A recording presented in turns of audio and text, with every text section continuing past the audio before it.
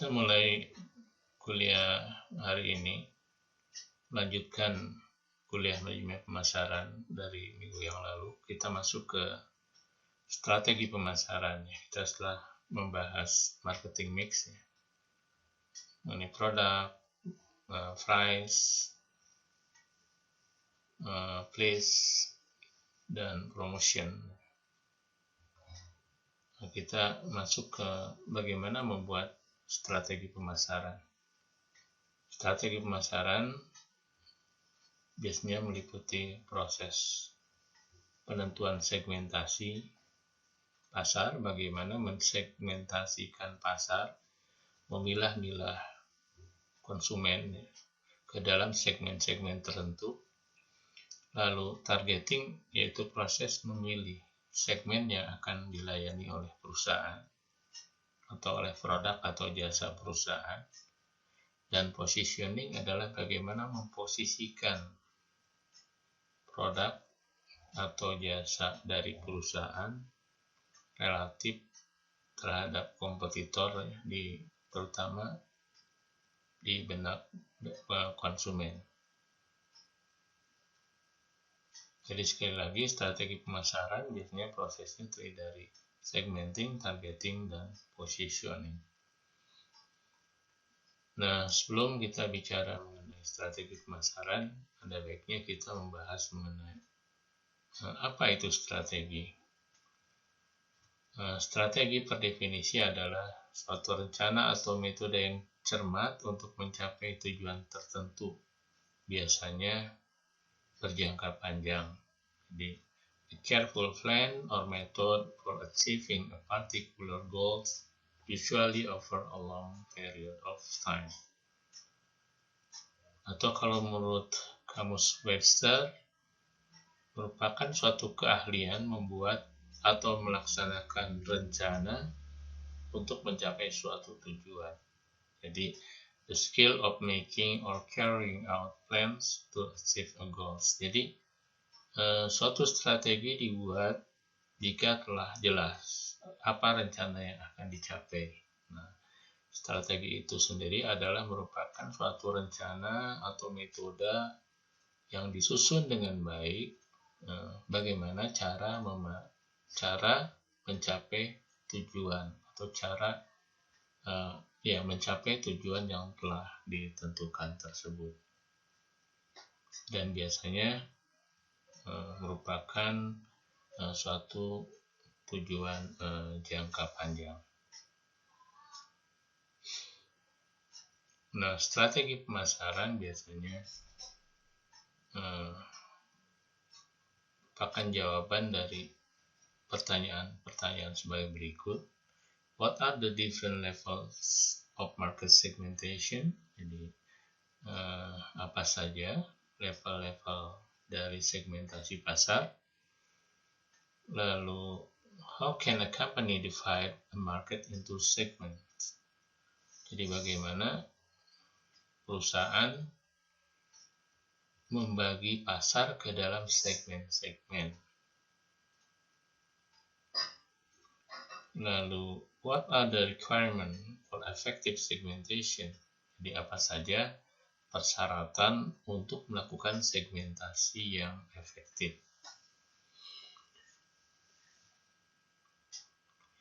How should business market be segmented? Jadi, bagaimana kita mensegmentasikan pasar bisnis? Lalu, how should a company choose the most attractive target market?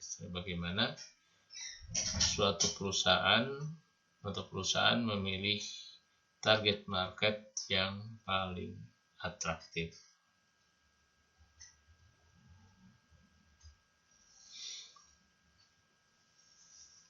Baik, yang pertama tentunya kita harus memahami apa itu segmen pasar. Karena tadi kan strategi pemasaran itu mulai dari penentuan segmen pasar, segmen pasar, membagi pasar ke dalam segmen-segmen. What is the segment? Nah, setelah segmen pasarnya jelas, tadi kan targeting, bagaimana memilih segmen pasar yang akan dilayani perusahaan. Lalu baru positioning. Nah, segmen pasar itu sendiri atau market segment itu adalah kelompok pelanggan yang memiliki kesamaan kebutuhan atau needs atau kesamaan keinginan atau wants. Jadi dalam hal ini sebelum menentukan strategi pemasaran, perusahaan harus memilah-milah konsumen ke dalam kelompok-kelompok yang mana di dalam kelompok itu sendiri, di dalam kelompok segmen itu sendiri adalah kelompok yang memiliki kesamaan kebutuhan atau kesamaan keinginan. Jadi proses segmentasi pasar adalah pembagian pelanggan ke dalam kelompok-kelompok berdasarkan kesamaan kebutuhan atau keinginan. Lalu bagaimana kita membagi pasar ke dalam segmen-segmen tersebut? Bagaimana kita mengelompok-kelompokkan konsumen atau pasar dengan cara apa? Bagaimana metodenya?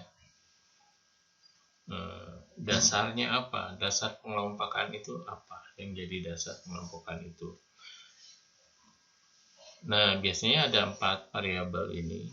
Variabel geografis ya, geografis atau lokasi, tempat gitu ya. Yang kedua variabel demografis. Yang ketiga psikografis. Yang keempat perilaku konsumen. Ya, nanti kita akan bahas lebih lanjut satu persatu. Kita masuk ke segmentasi berdasarkan variabel geografi. Jadi segmentasi berdasarkan pengelompokan geografi adalah pengelompokan berdasarkan satuan geografis atau wilayah.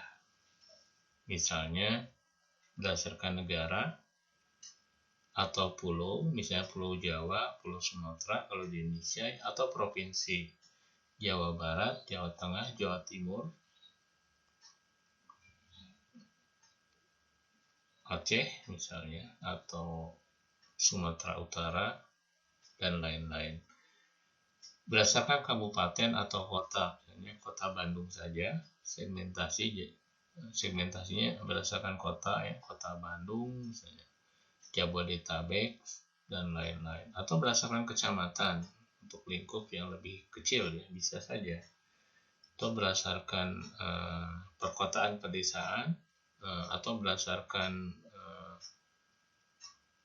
iklim ya, di pesisir atau pegunungan misalnya, kondisi alam gitu ya.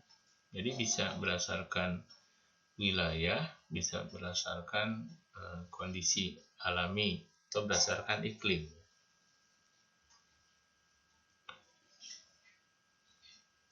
Nah, pembagian berdasarkan geografis belum tentu menunjukkan adanya perbedaan antara segmen. Jadi belum tentu kota A, Bandung dengan Bogor misalnya, belum tentu berbeda secara memang geografinya beda, tapi belum tentu segmen Bandung, penduduk Bandung, dan segmen konsumen yang ada di Bogor itu berbeda. Jadi perlu dilakukan secara hati-hati. Jadi belum tentu wilayahnya berbeda, pasti karakteristik konsumennya juga berbeda. Nah, kita harus mencari apa yang membedakan. Kalau kita melakukan segmentasi berdasarkan geografis, kita harus yakin bahwa memang geografis tersebut atau wilayah tersebut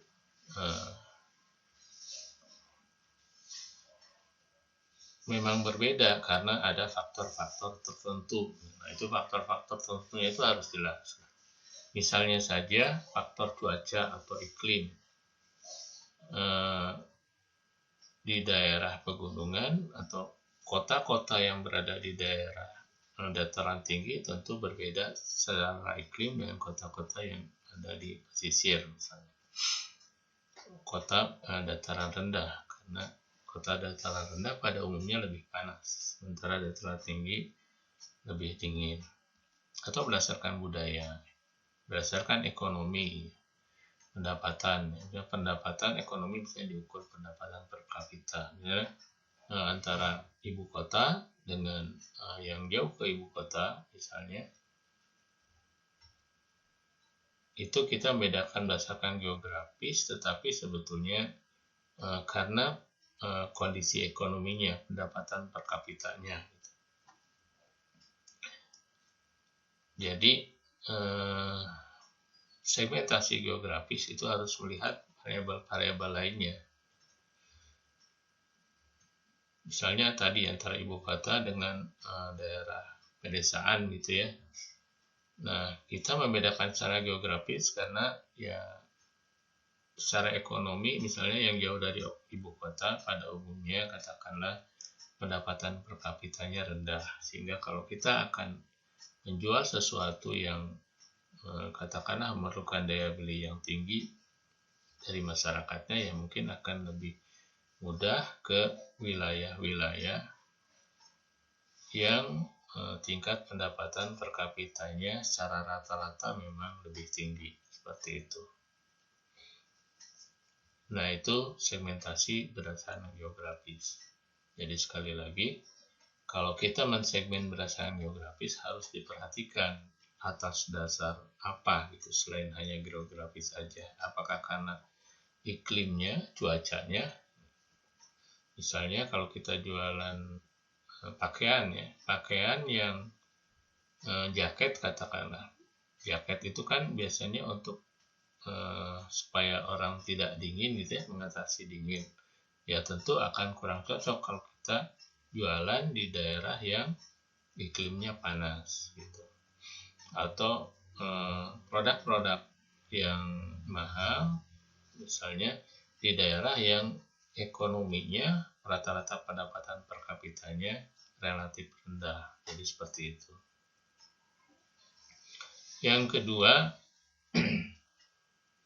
dalam proses menentukan segmentasi bisa juga menggunakan variabel demografis atau menggunakan segmentasi demografis.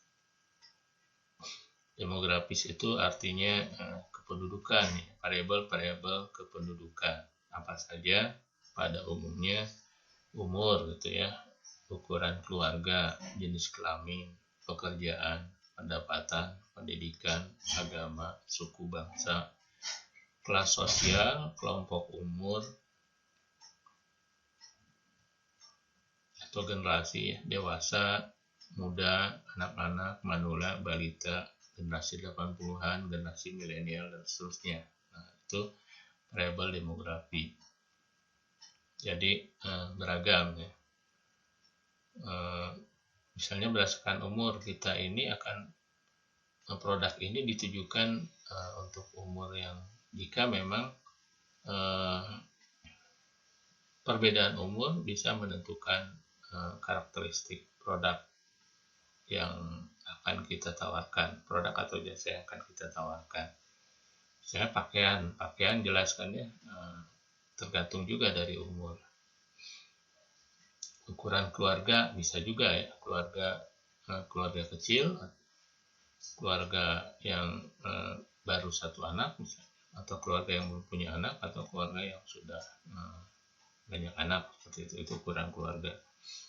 Misalnya kalau kita menjual peralatan rumah tangga, lemari es itu kan kalau keluarga besar tentu ukurannya besar, seperti itu. Jenis kelamin laki-laki dan perempuan bisa juga digunakan ya seperti pakaian yang jelas ya. Lalu pekerjaan, berdasarkan pekerjaan bisa juga memang terkait dengan pekerjaan, pendapatan, pendidikan, agama, kelompok umur, dan lain-lain. Nah, segmentasi berdasarkan demografis ini paling umum digunakan dan paling mudah digunakan karena datanya banyak tersedia dan perbedaan tiap segmen cukup jelas ya. Datanya biasanya dari mana? Ya dari pemerintah, juga seperti dari BPS ya, Biro Pusat Statistik. Nah, itu mengeluarkan data-data demografis untuk tingkat nasional, tingkat provinsi, kabupaten, kota, gitu. Bahkan di breakdown atau dirinci per kecamatan juga ada ya, di kecamatan, lalu per desa gitu ya, ada. Misalnya berapa penduduknya, jumlah penduduknya, lalu berapa laki-laki, berapa perempuan, itu ada ya. Data-datanya mudah kita dapat. Lalu berapa rata-rata pendapatan di suatu daerah, gitu. Itu ada. Pendidikan, agama, dan sebagainya itu tersedia di data-data yang dikeluarkan oleh lembaga resmi seperti BPS dan banyak lembaga-lembaga lain, swasta juga ada. Itu segmentasi berdasarkan demografis.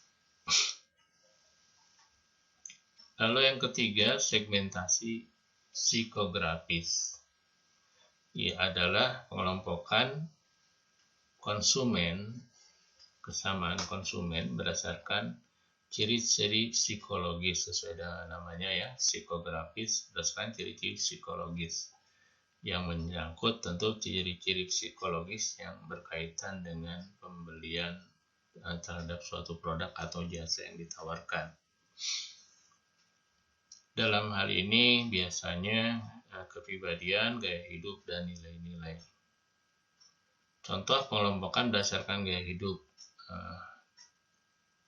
Ada yang mengelompokkan berdasarkan swingers, ya, yaitu kelompok yang mencari produk mutakhir. Jadi kelompok konsumen ini biasanya mencari produk-produk yang baru dikeluarkan, yang termutakhir, yang terkini gitu ya.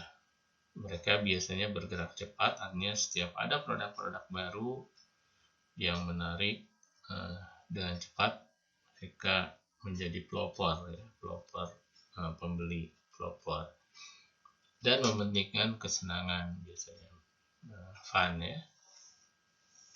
Lalu seekers adalah kelompok yang mencari produk yang mencerminkan kedudukan tinggi di masyarakat. Kalau plain juice yaitu kelompok yang mencari produk yang biasa-biasa saja akan tetapi bisa memenuhi kebutuhan. Nah, jadi dari berdasarkan gaya hidup ini secara garis besar ada 3 ya. Swingers, seekers, dan plain juice. Contoh metode lain adalah berdasarkan SBI-FALS ya, ini banyak ya penelitian-penelitian lain mengenai segmentasi psikografis.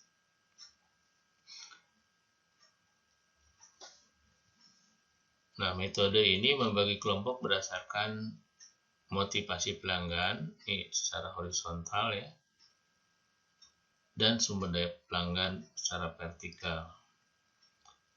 Jadi motivasi pelanggan atau primary motivation itu ada berdasarkan ideals ya, achievement, sama self expression ya. Jadi 3 motivasi utama yang digambarkan di sini adalah ideals, achievement, dan self expression. Lalu sumber daya ditentukan oleh ciri-ciri kepribadian yang digabung dengan variabel demografi, low resources yang di bawah ini dan high resources ya yang di atas. Nah, yang paling atas ini adalah high resources dan high innovation. Yang bawah ini low resources dan low innovation.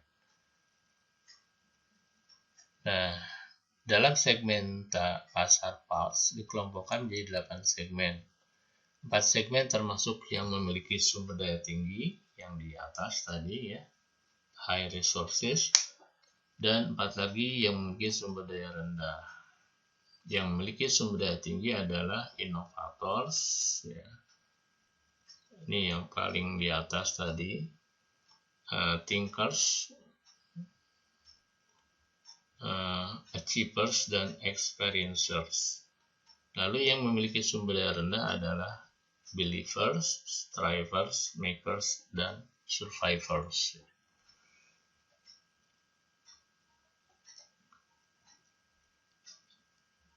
Yang memiliki sumber daya tinggi, tadi katakan bahwa ada 4 ya. Yang paling atas tadi innovators. Lalu paling kiri, di bawahnya yang paling kiri thinkers, yang berdasarkan ideals ya. Lalu achievers yang di tengah, dan experiencers. Nah, inovator ini ditandai oleh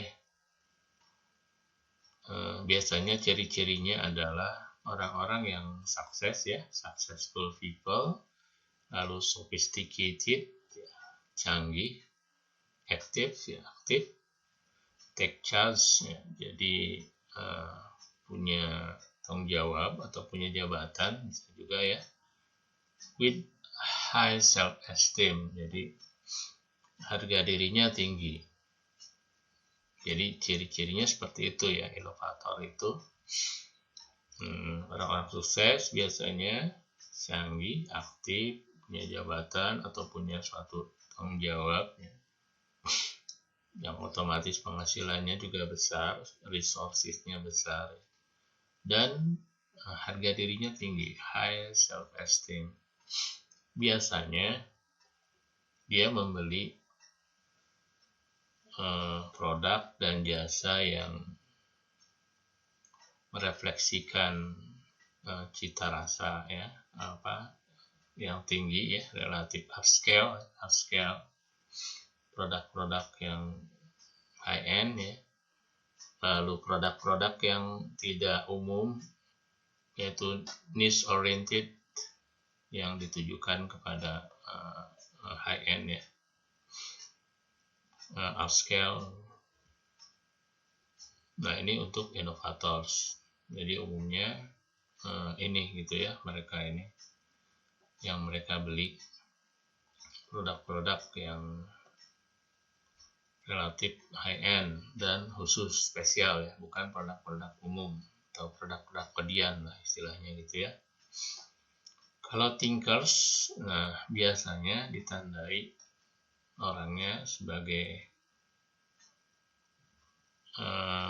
mature ya, yang sudah matang, satisfied, puas ya, memiliki kepuasan yang tinggi, lalu reflektif, dimotivasi oleh ideals ya, oleh cita-cita yang value order, menghargai keteraturan, knowledge, pengetahuan, dan tanggung jawab. Nah, biasanya orang-orang seperti ini ya, orang yang matang, yang puas, yang dimotivasi oleh cita-cita, yang menghargai keteraturan, pengetahuan, dan tanggung jawab. Mereka biasanya mencari produk-produk yang tahan lama ya, durability, functionality, fungsional, dan bernilai, produk-produk yang bernilai. Nah, ini thinkers. Nah, kalau achievers, biasanya tanda-tanda orangnya adalah sukses ya, orang yang sudah berhasil, dan orientasi pada tujuan, goal oriented people who focus on, yang fokus pada career dan family, jadi pada keluarga dan karir. Mereka menyukai produk premium yang bisa menunjukkan sukses ya, keberhasilan mereka kepada rekan-rekannya, yaitu achievers ya. Lalu yang keempat, experiencers ya, ini biasanya ditandai orang-orangnya adalah muda ya, antusias, impulsif ya, yang mencari keberagaman dan kesenangan. dan mereka biasanya membelanjakan proporsi yang cukup tinggi dari income-nya untuk fashion, pakaian, entertainment, hiburan, dan socializing, bersosialisasi. Nah, ini 4 kelompok segmen berdasarkan psikografis untuk sumber daya yang memiliki sumber daya tinggi. Jadi innovators di atas, thinkers paling kiri, achiever, dan experiencers. Lalu yang memiliki sumber daya rendah yang di bawah itu yang sebelah kiri, believers. Jadi orangnya biasanya people-nya itu konservatif, ya, konvensional dan tradisional. With concrete beliefs, kepercayaan yang konkret. Mereka biasanya lebih menyukai produk yang familiars, ya, yang dikenal gitu, yang sudah biasa mereka beli. Ya, kalau orang Indonesia, Indonesian made products, dan loyal ke merek-merek yang sudah established, yang sudah mapan, ya, yang sudah bisa dipercaya, yang sudah memiliki kepercayaan yang tinggi dari masyarakat. Ini believers. Lalu strivers, penyaing, biasanya orangnya trendy dan menyukai kesenangan, tetapi resource constraints, jadi resource-nya terbatas. Mereka menyukai produk yang bergaya, stylish produk, yang meniru pembelian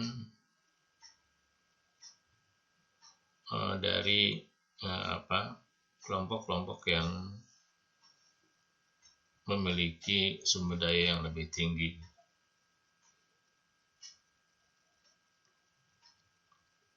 Lalu makers, yaitu adalah orang-orang yang memiliki sumber daya rendah, ya.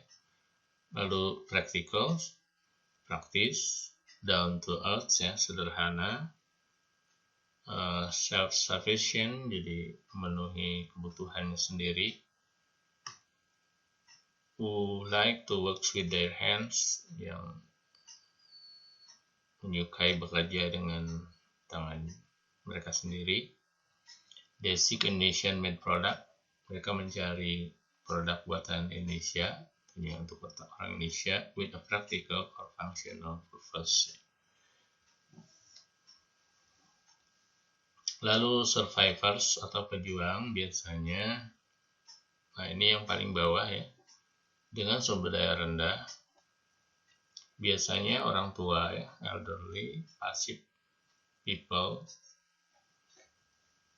orang yang pasif, mungkin yang sudah tidak bekerja lagi, bisa concerned about change and loyal to their favorite brands. Nah, loyal terhadap merek-merek favorit karena mereka memiliki sumber daya yang rendah.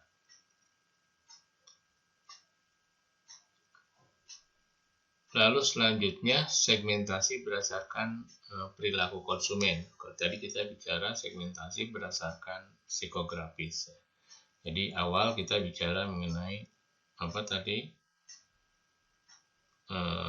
geografis, lalu demografis, lalu psikografis, yang keempat adalah perilaku konsumen atau behavior, ya, consumer behavior. Di pengelompokan berdasarkan perilaku pelanggan seperti pengetahuan, sikap, penggunaan, dan respon terhadap produk. Jadi, behavior di sini adalah bagaimana pengetahuan mereka terhadap produk. Apakah mereka sudah tahu atau belum tahu, aware atau unaware, ya. Lalu sikapnya, suka atau tidak suka, Penggunaannya apakah sering atau jarang, sekali-sekali misalnya, dan bagaimana responnya terhadap produk, biasa-biasa saja atau sangat merespon, dan seterusnya. Pada segmentasi berdasarkan perilaku konsumen, hal yang harus diperhatikan adalah kebutuhan dan manfaat dari produk, siapa yang berperan sebagai pengambil keputusan, dan variabel perilaku konsumen. Jadi ada beberapa hal ya harus diperhatikan, apa yang mereka butuhkan dan manfaat apa yang mereka cari dari suatu produk. Lalu proses pengambilan keputusannya juga kita lihat. Lalu bagaimana perilaku konsumen terhadap produk atau jasa yang kita tawarkan. Sekarang kita lihat proses pengambilan keputusan. Pengambilan keputusan dalam menentukan produk apa atau jasa apa yang akan dibeli bisa dilakukan oleh satu orang, tapi bisa juga melibatkan beberapa pihak. Contoh, membeli lemari es. Nah, inisiatornya istri gitu ya, bisa. Lalu influencernya teman. Lalu decidernya istri juga. Lalu siapa yang beli? Suami. Usernya seluruh keluarga. Jadi kalau proses pengambilan keputusan dalam membeli suatu produk, katakanlah mulai dari inisiator, influencer, lalu decider, buyer, dan user, maka kita harus mengidentifikasi siapa yang menginisiasi, yang memulai merasa butuh lemari es, kalau dalam hal ini ya. Istri dalam rumah tangga itu, dalam satu keluarga istri gitu ya. Lalu istri ini siapa yang akan mempengaruhi istri dalam memilih lemari es seperti apa atau merek apa. Nah, mungkin teman atau mungkin tetangga atau siapa. Nah, itu harus dicari tahu. Lalu terus memutuskan, siapa yang memutuskan merek apa yang akan dibeli, harganya berapa, ukurannya berapa, dan dari mana. Nah, itu istri juga bisa. Lalu siapa yang melakukan pembelian atau buyersnya. Nah, itu bisa suami pada umumnya. Lalu yang menggunakan lemari es tersebut siapa saja. Nah, tentu seluruh keluarga. Nah, nanti mungkin pada proses evaluasi tentu seluruh keluarga yang mengevaluasi bahwa lemari es ini bagus apa tidak, cocok apa tidak untuk mereka. Nah, ini mengenai proses pengambilan keputusan dalam memilih suatu produk. Nah, ini termasuk dalam elemen atau dalam variabel perilaku konsumen. Atau berdasarkan perilaku lainnya, misalnya occasion ya, misalnya hari, berdasarkan hari Minggu, biasanya dia beli pada hari Minggu atau menggunakannya hari Minggu, membelinya pada hari Minggu. Atau berdasarkan bulan ya, misalnya pada akhir tahun misalnya, atau belinya sekali seumur hidup, dan seterusnya gitu ya. Lalu kalau berdasarkan user statusnya, bisa berdasarkan non-user, artinya bukan pengguna ya, atau ex-user, dia sudah pernah menggunakan tapi sekarang sudah tidak menggunakan lagi, ini disebut ex-user. Atau potensial user, jadi user yang berpotensi untuk membeli pada masa yang akan datang. Atau berdasarkan first time user, atau tergolong sebagai regular user. Jadi berdasarkan user status ada beberapa variabel ya. Jadi kita ini akan mentarget siapa, yang non-user yang sekarang belum menggunakan produk itu, atau kita akan mentarget orang yang pernah menggunakan tapi sekarang tidak menggunakan lagi, atau kita akan mentarget potensial user yang memiliki potensi kemungkinan untuk membeli, atau user yang baru membeli sekali kita akan target supaya mereka membeli berkelanjutan, atau regular ya, yang regular user itu akan kita target lebih intens seperti itu. Lalu usage rate atau tingkat penggunaan bisa berdasarkan light penggunaannya rendah gitu ya. Sebagai pengguna yang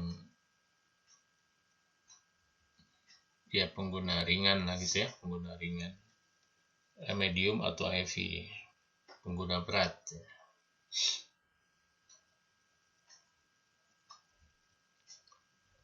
Tingkat penggunaannya rendah, tingkat penggunaan sedang, tingkat penggunaan tinggi, seperti itu ya. Lalu buyer readiness, nah ini kita jelaskan di halaman berikutnya. Loyalty status juga kita lihat akan dijelaskan di halaman berikutnya. Lalu attitude-nya, bagaimana sikap mereka terhadap produk? Positif, artinya menganggap produk ini baik, bermanfaat, bervalue buat mereka. Atau indifferent artinya tidak ada perbedaan dengan produk-produk lainnya, tidak ada diferensiasi dengan produk-produk lainnya. Atau negatif, menganggap produk ini lebih rendah ininya dibanding yang lainnya, atau menganggap produk ini mengerikan gitu ya. Yaitu variabel perilaku. Nah tadi variabel perilaku berdasarkan buyer readiness. Contoh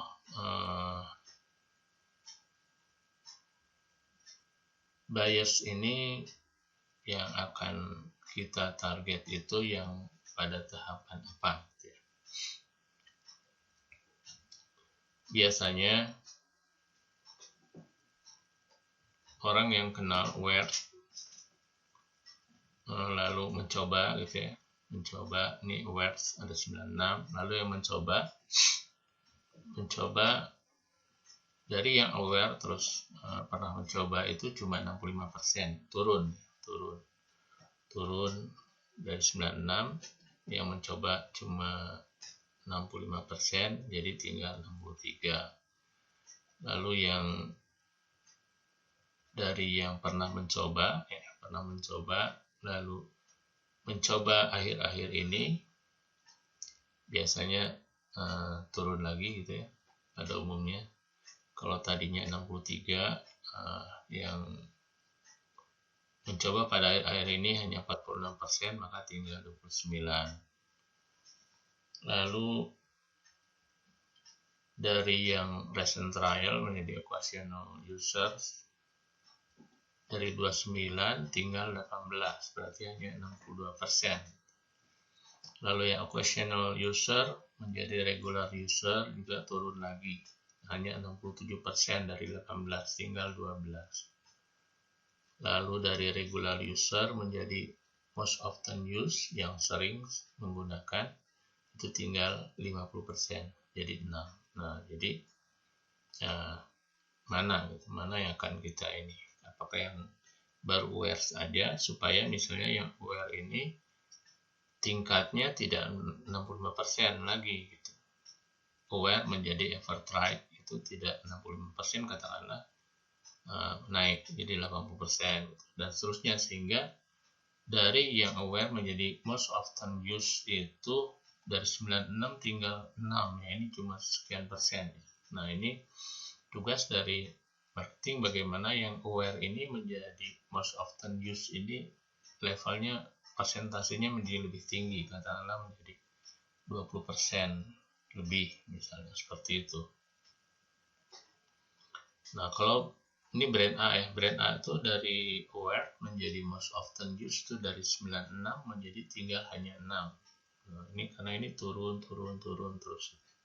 Idealnya sih 100% ya semua. Kalau 100% semua kan dari 96, most often used-nya juga 96 ya, tapi itu kondisi ideal. Nah, kalau yang brand B ini dari 97 most often use-nya 15, ini lebih mending, lebih bagus gitu ya, karena kita lihat juga dari aware ke ever tried nih di brand B ini 76%, kalau ini brand A itu 65%. Lalu dari ever tried ke recent trial ini 61%, kalau brand A ini cuma 46%, ini lebih bagus. Lalu recent trial ke occasional user ini 71%, lebih tinggi juga gitu ya. Nah, occasional user ke regular user 75%. Lalu regular user ke most often use nah ini 62%. Nah, jadi tugas marketing adalah meningkatkan persentase ini. Ya, tentunya juga meningkatkan awareness juga ya, meningkatkan awareness. Semakin banyak yang aware juga semakin baik. Cuma tidak cukup hanya meningkatkan awareness, tapi menjaga agar proses ini tetap persentasenya tinggi, mendekati 100%, lebih tinggi lebih bagus. Sehingga antara aware menjadi most often used itu tidak terlalu jauh. Ini 97 ke 15, ya lebih baik daripada yang di atas, tapi ini pun masih belum maksimal. Yaitu variabel perilaku buyer readiness. Lalu variabel selanjutnya adalah variabel perilaku berdasarkan loyalty status. Berdasarkan loyalty status itu dibedakan nih, berbentuk piramida. Yang paling bawah itu switcher ya. Jadi consumer would show no loyalty to any brand. Jadi switcher ini dia tidak punya loyalitas ke brand manapun pada saat ini. Dia bisa beli merek apa saja. Tidak bisa diprediksi karena tidak punya loyalitas. Lalu yang kedua shifting loyals. Consumer will shift loyalty from one brand to another. Jadi loyalitasnya berpindah gitu ya, berpindah dari satu merek ke merek lainnya. Lalu ada yang split loyal. Split loyal itu adalah dia loyal tapi tidak hanya kepada satu merek. Dia loyal kepada merek-merek yang lain juga gitu.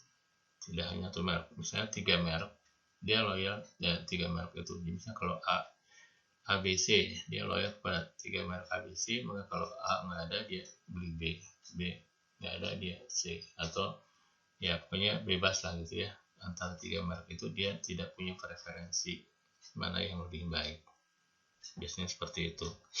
Nah, kalau hardcore loyal itu consumer will buy only one brand all the time, jadi dia tidak pernah berpindah merek. Ini hardcore. Bahkan nah ini tentu yang ini ya yang diharapkan oleh perusahaan. Jadi yang hardcore loyals gitu ya. Karena yang hardcore loyal ini selain dia akan membeli all the time produk-produk kita, dia juga akan biasanya menjadi penganjur kepada yang lain. Karena dalam proses pengambilan keputusan pembelian tadi kan ada decider, ada influencer. Nah, influencer hardcore loyal ini akan menjadi influencer, mempengaruhi teman-temannya, mempengaruhi saudara-saudaranya untuk membeli merek yang dia loyal, seperti itu, yang dia sangat loyal, hardcore loyals gitu. Ya, itu variabel perilaku berdasarkan status loyalitasnya. Jadi kalau kita breakdown ya, target market berdasarkan perilaku, ada yang unaware.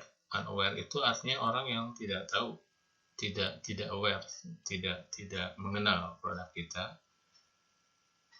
Lalu ada yang aware. Yang aware itu adalah orang yang sudah mengenal produk kita. Lalu yang aware itu bisa dibagi dua. dibagi dua, ada yang not right, ada yang tried. Yang not right itu dibagi tiga, ada tiga kelompok. Ada yang negative opinion. Kenapa dia tidak mencoba? Karena dalam benak mereka, dalam opini mereka, ini produk nggak bagus, katakanlah seperti itu. Jadi punya opini yang negatif, punya penilaian yang negatif. Atau netral, menurut dia ya sama aja lah, sehingga dia tidak berusaha untuk mencoba produk kita. Atau dia memiliki opini yang baik ya terhadap produk kita, tapi dia belum sempat mencoba, katakanlah seperti itu. Jadi siapa itu berdasarkan segmentasi perilaku konsumen ini, siapa yang akan jadi target market kita. Kalau yang aware, kalau yang not right, nah siapa yang negative opinion supaya berubah menjadi opininya positif, atau yang netral, yang indifference menjadi dia punya preferensi terhadap produk kita, melihat produk atau jasa kita lebih baik, atau yang sudah memiliki opini favorable, memiliki opini yang baik terhadap produk kita, tapi dia belum melakukan action, nah itu kita jadikan target, ya tentunya akan lebih mudah untuk mentarget yang favorable opinion daripada yang negative opinion, karena untuk negative opinion kita harus benar-benar meyakinkan. Tapi kalau yang favorable opinion, mungkin dengan sedikit promosi juga dia akan tertarik. Nah, selanjutnya ini yang sudah aware, yang tadi not try, yang sekarang yang sudah mencoba try ya. Ada yang rejector, dia sudah pernah mencoba tapi dia mereject, artinya menolak karena tidak puas, karena tidak sesuai dengan ekspektasi mereka dan harapan mereka. Produk atau jasa yang kita jual kepada mereka tidak sesuai dengan setelah mereka coba, mereka kecewa, sehingga mereject, menolak.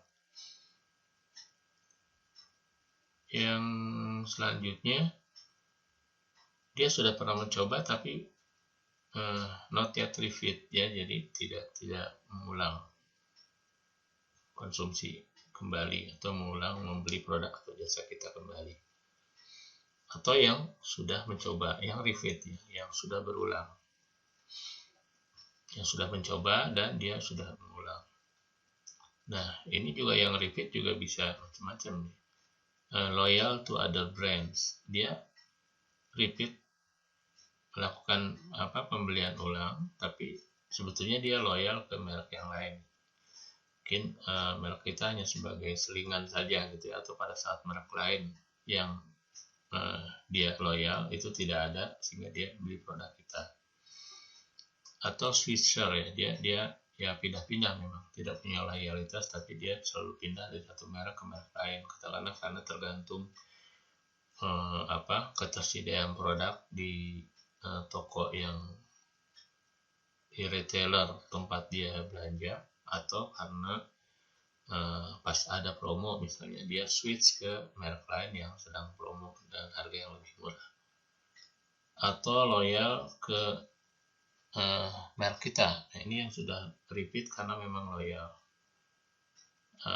Yang sudah loyal juga ada, bisa kita golongkan lagi, light user, pengguna yang pengguna sedikit ya, penggunanya sedikit, jarang gitu ya. Lalu regular user, penggunaan yang sudah reguler ya, sudah teratur gitu ya, seminggu sekali, sebulan sekali, dan seterusnya. Atau heavy user, jadi sangat sering pembeliannya, sering dan jumlah yang dibelinya cukup besar. Nah, ini segmentasi atau breakdown segmentasi berdasarkan variabel perilaku. Nah, yang tadi itu yang kita bicarakan adalah segmentasi untuk produk konsumen ya, produk yang dijual langsung kepada pemakai langsung atau konsumen, end user ya. Nah, bagaimana kalau kita mensegmentasikan pasar bisnis? Pasar bisnis adalah pasar yang membeli produk kita bukan untuk dikonsumsi secara langsung oleh mereka, tapi untuk dijadikan sebagai input bagi bisnis mereka, katakanlah sebagai bahan baku, bahan pembantu, dan lain-lain. Nah, ini variabel-variabel untuk segmentasi bisnis, antara lain berdasarkan demografi, berdasarkan variabel operasi, berdasarkan pendekatan dalam pembelian, ya, purchasing approach, atau situational factors, faktor-faktor situasional, atau berdasarkan karakteristik personal. Kalau berdasarkan demografi, secara ini beda ya antara demografi untuk produk konsumsi dan demografi untuk produk bisnis. Kalau untuk produk bisnis biasanya berdasarkan industri, berdasarkan company size, ukuran company, atau berdasarkan lokasi. Berdasarkan industri misalnya industri apa yang akan kita layani. Katakanlah industri makanan, industri tekstil, gitu ya, industri alat berat, dan seterusnya, gitu ya, industri konsumsi, dan seterusnya. Jadi harus jelas industri mana yang akan kita layani, lalu company size, apakah akan kita layani itu ukuran perusahaan mikro, atau perusahaan kecil, menengah, atau perusahaan besar, gitu ya, atau berdasarkan lokasi, area mana saja gitu yang akan kita layani, apakah hanya Bandung atau Jawa Barat, Indonesia, atau bahkan global ya, ke seluruh dunia. Nah, itu variabel demografi untuk segmentasi bisnis. Lalu variabel operasinya bisa berdasarkan teknologi. Jadi kita melayani perusahaan yang fokus pada teknologi apa, gitu. Pada jenis teknologi apa yang sudah katakanlah high teknologi, atau yang masih tradisional, atau yang menengah gitu ya, yang sudah robotik, katakanlah seperti itu, atau yang masih biasa.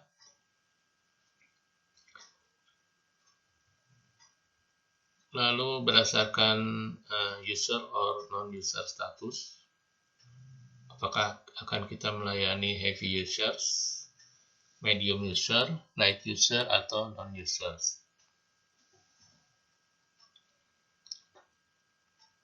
Lalu berdasarkan kapabilitas konsumennya, customer capabilities, apakah kita akan melayani konsumen yang membutuhkan jasa yang sangat banyak, atau konsumen yang dia sudah bisa tidak butuh bantuan terlalu banyak misalnya, karena mereka punya tenaga-tenaga cukup berpengalaman, punya tenaga-tenaga yang cukup berpengalaman di tempatnya. Lalu berdasarkan pendekatan pembelian mereka, purchasing approach, berdasarkan purchasing function organization. Jadi apakah kita akan melayani perusahaan yang organisasi pembeliannya atau bagian pembeliannya itu diorganisasikan secara centralized atau decentralized. Kalau decentralized artinya bagian pembelian itu punya kewenangan. Kalau centralized ya biasanya yang menentukan atau yang punya kewenangan biasanya top manajernya ya, atau direksinya, seperti itu. Kalau decentralized itu bisa didelegasikan ke bagian-bagian yang di bawahnya. Lalu struktur kekuasaannya,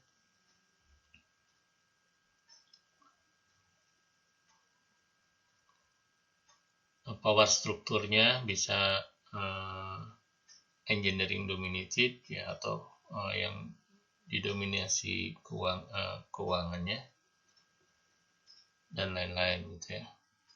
Apakah kita akan melayani perusahaan yang engineering dominated atau financially dominated?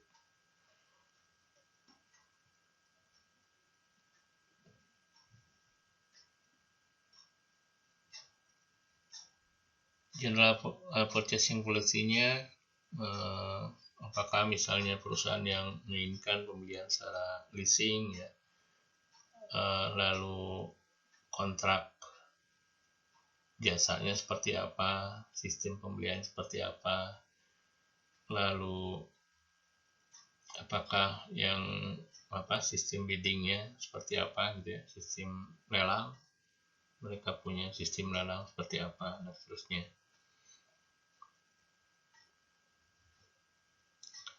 Lalu purchasing kriterianya, apakah kita akan melayani perusahaan yang dia mementingkan kualitas atau mementingkan pelayanan atau mementingkan harga.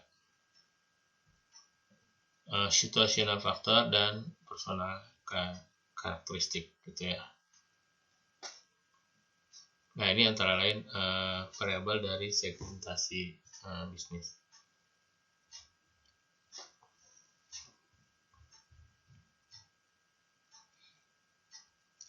Selanjutnya kita bagaimana menentukan target market. Nah, dalam memilih target market kita harus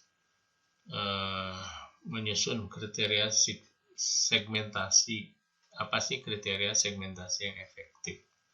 Jadi suatu segmen sebaiknya segmen yang dipilih itu yang seperti apa? Nah, biasanya ada beberapa kriteria ya. Pertama, measurable, bisa diukur. Jadi segmen itu bisa diukur seberapa besar. Misalnya kalau berdasarkan demografi kan kita mudah ukurnya ya. Kalau berdasarkan jenis kelamin, laki, perempuan, nah itu kan mudah datanya tersedia gitu ya. Atau berdasarkan umur, berdasarkan pendapatan, seperti itu. Ya meskipun secara psikografisnya bisa diukur juga sih, tapi harus dengan survei lebih lanjut. Datanya tidak langsung tersedia berdasarkan data yang ada atau data sekunder yang ada. Kita harus melakukan survei lebih jauh misalnya.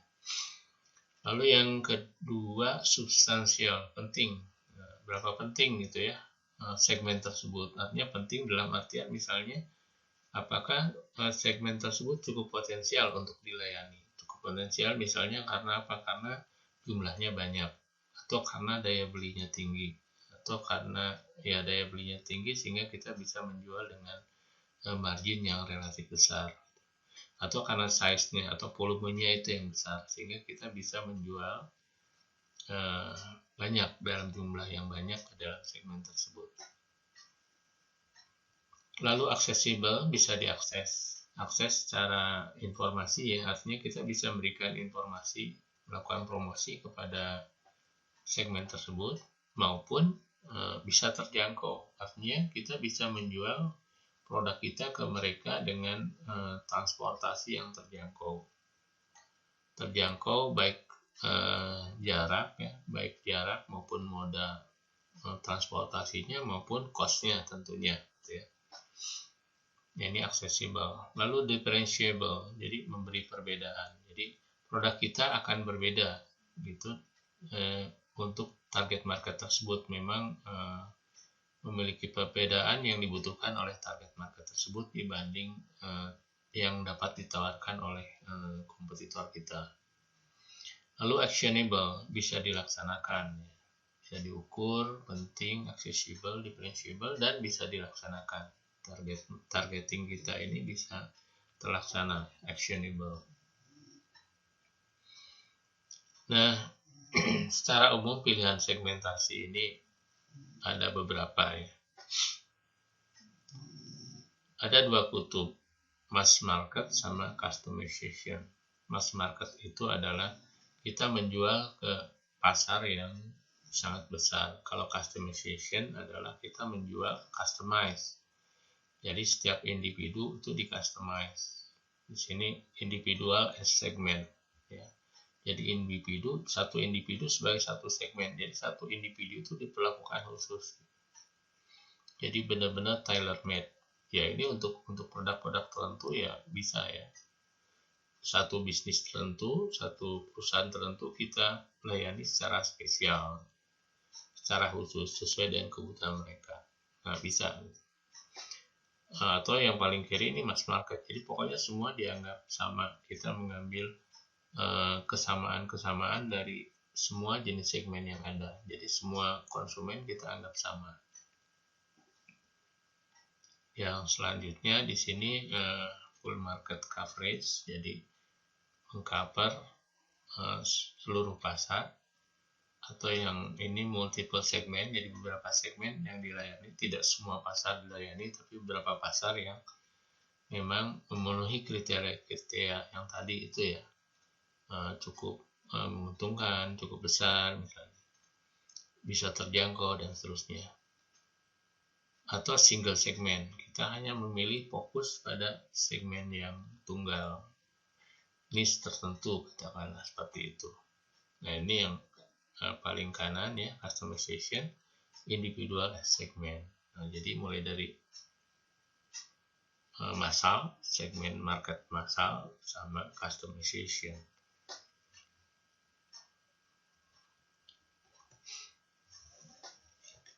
Jadi targeting itu adalah penentuan pasar sasaran atau target market yang akan dibidik berdasarkan apa? Berdasarkan setelah kita memilah-milah segmen-segmen tadi itu berdasarkan variabel-variabel tadi, apakah berdasarkan variabel geografi, demografi, psikografi, atau behavior, perilaku mereka. Ya. Setelah kita pilih-pilih, maka kita akan memilih segmen mana yang sebaiknya kita layani, yang paling menguntungkan untuk kita layani berdasarkan kriteria tadi. Penentuan pasar sasaran yang efektif ditentukan oleh pertama identifikasi dan memprofil grup yang berbeda dari buyers yang berbeda dalam kebutuhan dan preferensi mereka, kebutuhan dan keinginan mereka. Jadi kita identifikasi dulu grup-grup yang berbeda ya, dan kita profiling mereka ini siapa aja, umur, kalau berdasarkan umurnya berapa, berdasarkan geografi tinggalnya di mana, wilayahnya di mana saja, daerahnya di mana, psikografi apa kesukaan mereka, behavior mereka ini selama ini menggunakan produk apa atau sudah menggunakan produk kita atau belum dan seterusnya. Lalu select one or more market segment to enter. Jadi pilih satu atau lebih segmen pasar yang akan kita masuki. Setelah kita identifikasi berbagai grup yang berbeda ya, berdasarkan kebutuhan dan preferensi mereka, kita pilih satu atau lebih segmen yang akan kita masuki. Lalu selanjutnya tentukan dan komunikasikan distinctive benefit of the market offering. Jadi kita tentukan lalu kita komunikasikan benefit yang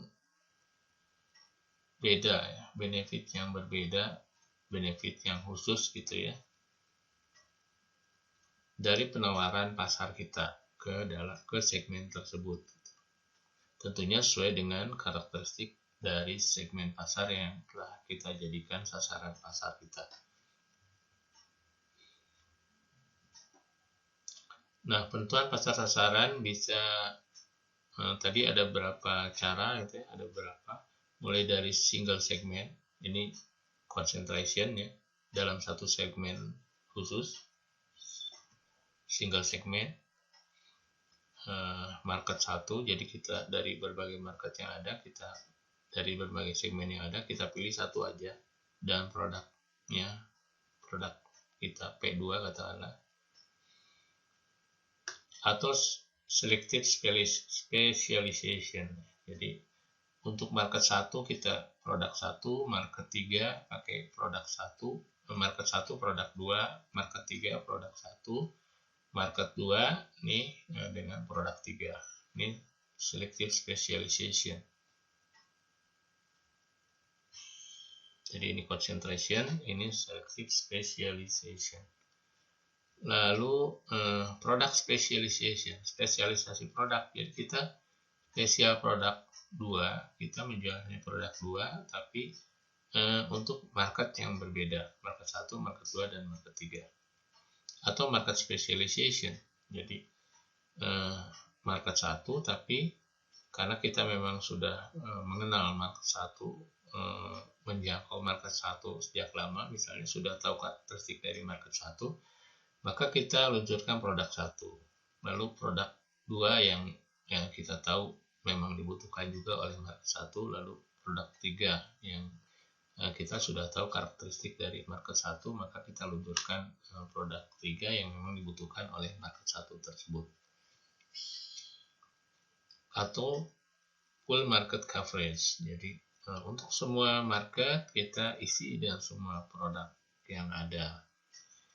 Nah, ini perusahaan-perusahaan yang sudah besar biasanya mereka berusaha mengisi semua kebutuhan pasar dengan berbagai produk, sehingga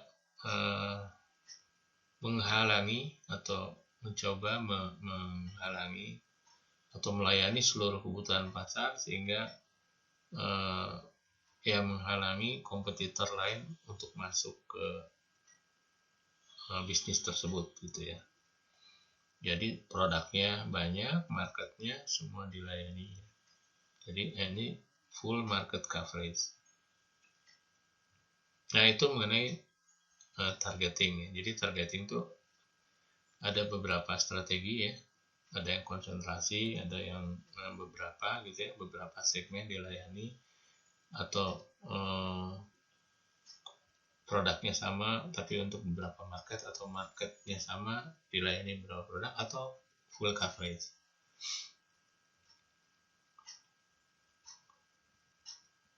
Positioning. Nah, selanjutnya setelah targetingnya jelas, maka kita menentukan positioningnya, posisi produk di pasar.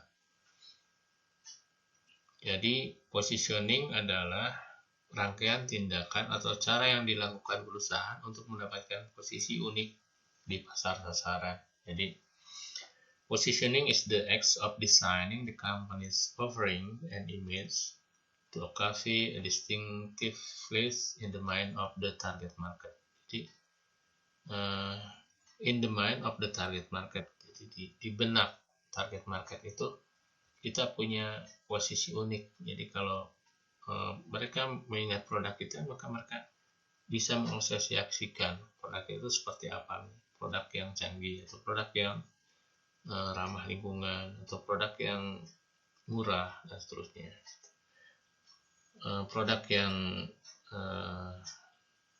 high tech, produk yang irit, misalnya kalau kendaraan, produk yang irit, efisien bahan bakar, atau produk yang kalau handphone misalnya yang kameranya bagus, seperti itu.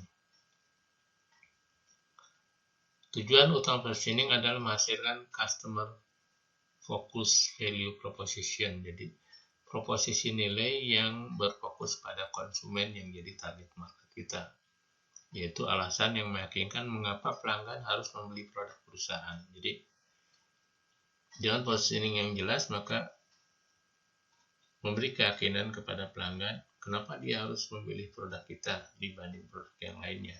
Dan karena pelanggan sadar bahwa ini posisi produk ini di atas kompetitor untuk hal tertentu yang dia inginkan. Misalnya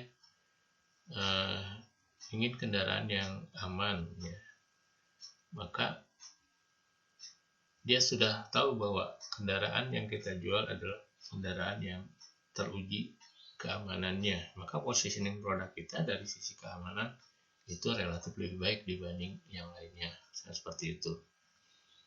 Atau efisiensinya misalnya, atau dari image ya, kendaraan tertentu memiliki image yang lebih tinggi misalnya dibanding yang lainnya. Nah, kalau orang target market kita adalah yang mengejar secara psikografis tadi, selalu mengejar image, citra yang baik gitu ya, citra yang tinggi gitu ya, tentu ya itu yang harus dipositioningkan kalau memang target market kita adalah seperti itu. Jadi memposisikan nilai fokus sesuai dengan customer yang menjadi target market kita, itu fungsi positioning. Nah, tahapannya pertama adalah mengidentifikasi sekumpulan keunggulan kompetitif yang mungkin ya untuk membangun posisi kita di pasar. Jadi kita harus tahu dulu keunggulan kompetitif kita apa dibandingkan kompetitor. Kita ini unggulnya di apa? Unggul di teknologi, unggul di kualitas, unggul di harga, unggul di pelayanan, atau apa gitu. Lalu memilih the right competitive advantage. Jadi memilih keunggulan kompetitif yang paling tepat, yang susah ditiru oleh orang lain, yang memang kita kuasai gitu. Lalu memilih strategi positioning secara keseluruhan, tidak hanya competitive advantage saja gitu ya, tapi secara keseluruhan. Lalu mengkomunikasikan and delivering the chosen position to the market. Jadi mengkomunikasikan dan mendeliver, jadi menyampaikan positioning yang telah kita tentukan ke market. Jadi selain mengkomunikasikan yang produk kita adalah produk teraman ya misalnya, atau produk paling higienis kalau makanan, kalau kendaraannya teraman ya. Selain komunikasikan juga kita pada saat produknya dikeluarkan itu yang memang harus kalau diuji ya emang harus menunjukkan bahwa produk yang kita jual ada produk yang paling aman misalnya, seperti itu, atau produk yang paling nyaman digunakan ya. Tidak hanya di janjinya saja gitu, di komunikasinya saja, tapi pada saat di deliver produknya itu emang harus bisa dibuktikan, harus bisa dirasakan oleh konsumen bahwa produk kita memang sesuai dengan yang dijanjikan. Nah, jadi communicating and delivering. Nah, competitive advantage adalah suatu keunggulan, advantage over competitors, yang dicapai berdasarkan offering consumer greater value, apakah melalui lower price, harga yang murah, or by providing more benefits, atau dengan memberikan manfaat yang lebih, yang sehingga dengan manfaat yang lebih banyak maka kita bisa menjual dengan harga yang lebih mahal gitu ya, lebih tinggi, bisa menjustifikasi harga yang lebih tinggi dibanding yang lainnya. Jadi bisa dengan lower price, harga yang lebih murah, strategi harga murah gitu ya, atau harga tinggi tapi memang dengan ditunjang oleh benefit-benefit yang lebih banyak.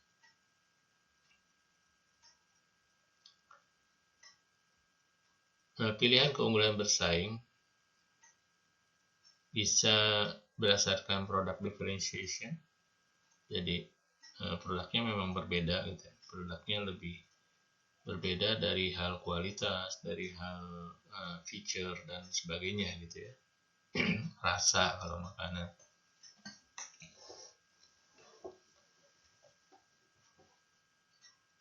Jadi pemilihan keunggulan bersaing itu mengidentifikasi sekumpulan competitive advantage yang mungkin untuk membangun suatu posisi dengan memberikan nilai yang superior kepada konsumen yang berdasarkan apa? Product differentiation, produk yang berbeda, yang lebih unggul, yang berbeda dari yang lain, atau berdasarkan jasa. Produknya sama dengan yang lain, cuma di sini jasanya yang berbeda, misalnya kemudahan servis, kemudahan pelayanan lainnya misalnya.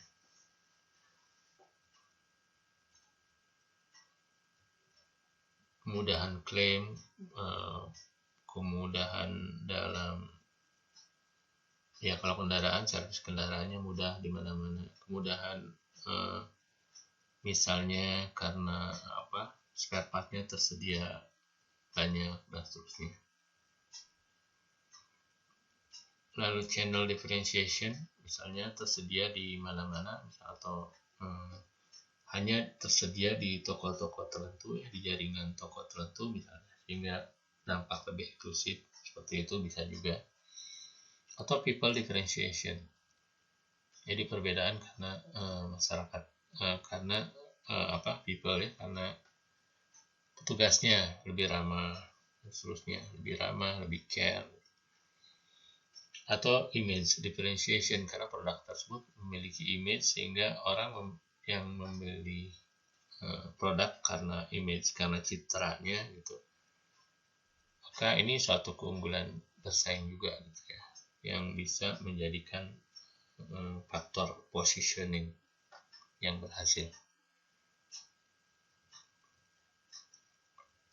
Menentukan keunggulan bersaing berdasarkan kepentingannya, distintif, berbeda gitu ya dari yang lain, superior, communicable, preemptive ya lebih duluan misalnya, sebagai pionir, lalu affordable, terjangkau, dan profitable, menguntungkan. Nah, kita memilih berdasarkan apa gitu ya, atau beberapa variabel yang kita pilih berdasarkan apa keunggulan bersaing yang akan kita pilih sebelum menentukan positioning.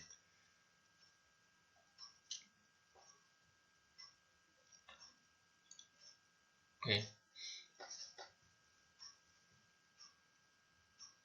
Nah, dalam posisikan produk atau merek kita itu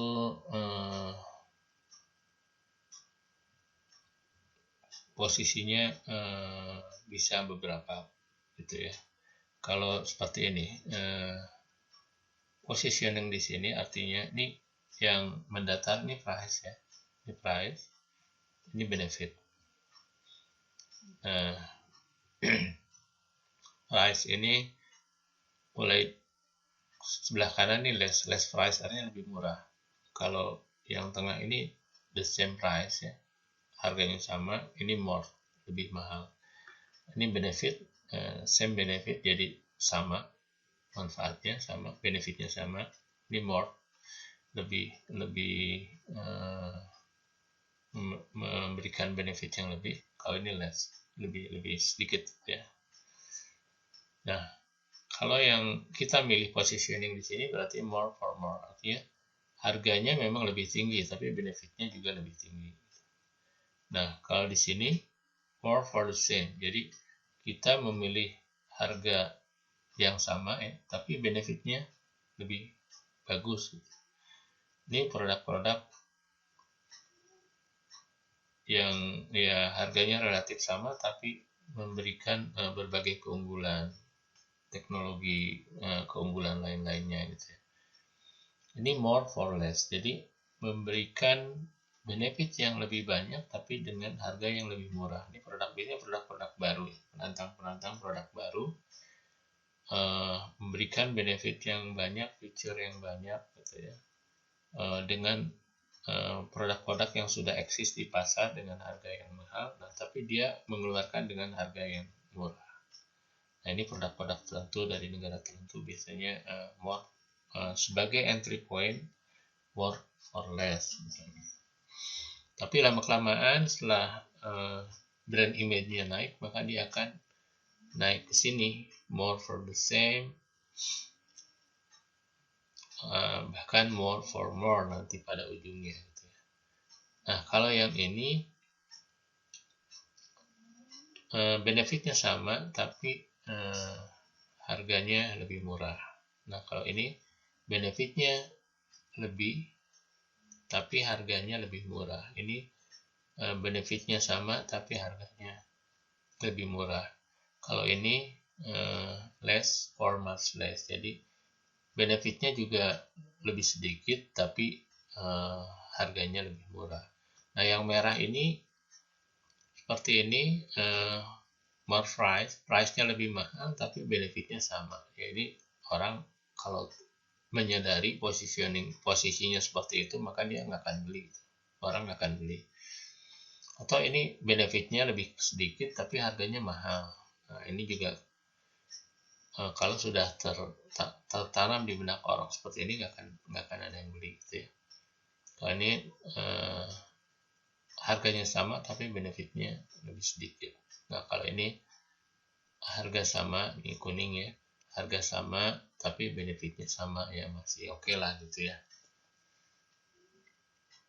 Nah, kita positioningnya di mana? Nah, tergantung dari tadi benefit apa gitu. Benefit apa yang kita tawarkan atau yang akan kita berdasarkan keunggulan kompetitif apa yang kita miliki, sehingga benefit apa yang akan kita tawarkan dan pada harga berapa gitu ya.